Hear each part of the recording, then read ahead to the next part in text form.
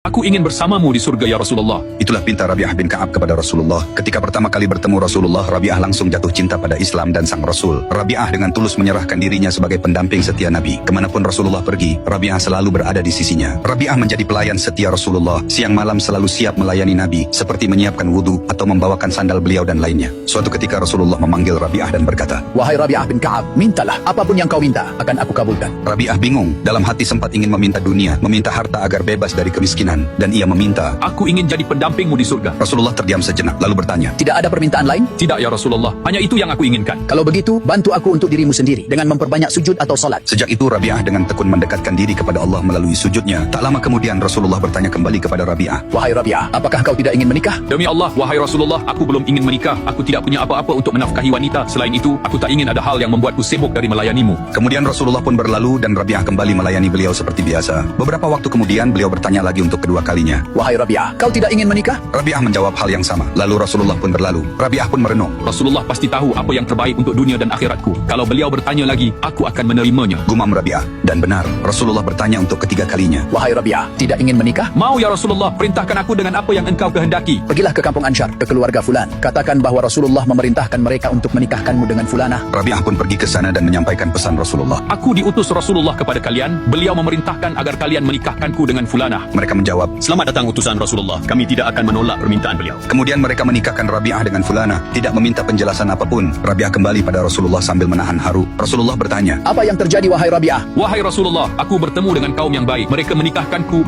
memuliakanku, dan bersikap sangat baik. Mereka tidak meminta bukti apapun. Tapi sayangnya aku tidak punya mas kawin. Kemudian Rasulullah berkata kepada Buraidah al-Aslami, Wahai Buraidah, kumpulkan untuknya sebiji emas. biji emas kemudian dikumpulkan. Rabi'ah pun mengambil emas yang sudah dikumpulkan dan menghadap Rasulullah. Bawalah ini pada mereka, katakan bahwa ini maharnya. Rabi'ah pun pergi, menyampaikan mahar itu. Lalu Rabi'ah kembali kepada Rasulullah dalam keadaan sedih. Wahai Rabi'ah, kenapa kamu bersedih? Wahai Rasulullah, aku tak pernah melihat kaum yang lebih mulia dari mereka. Mereka rela dengan apa yang kuberikan dan berlaku sangat baik. Hanya sayang, aku tak punya sesuatu yang bisa kugunakan untuk mengadakan walimah. Kemudian Rasulullah berkata, Wahai Buraidah, tolong kumpulkan kambing untuknya. setelah itu Rasulullah berkata kepada Rabi'ah. Pergilah ke Aisyah, mintalah beberapa keranjang makanan. Rabi'ah pun pergi ke rumah Aisyah dan mengatakan apa yang disampaikan Rasulullah. Aisyah mengatakan, Ini keranjang berisi 9 syak gandum. Demi Allah, jika besok ada makanan lain, ambillah. Rabi'ah pun mengambil dan membawa makanan itu ke Rasulullah. Lalu Nabi bersabda, Bawalah barang-barang ini ke sana, dan katakan pada mereka agar mereka gunakan untuk membuat roti. Rabi'ah pergi bersama beberapa orang dari Aslam menemui mereka, membawa gandum dan kambing. Salah seorang dari Aslam berkata, Tolong besok gandum ini diolah menjadi roti dan kambing ini telah dimasak. mereka menjawab, Untuk membuat roti cukuplah kami saja. Tapi untuk menyembelih kambing, kalianlah yang mengerjakannya. Rabi'ah dan lainnya mengambil kambing yang ada, lalu menyembelih dan dibersihkan, kemudian memasaknya. Akhirnya tersedialah daging dan roti. Rabi'ah pun mengadakan walimah dengan mengundang Rasulullah dan beliau pun datang menghadiri.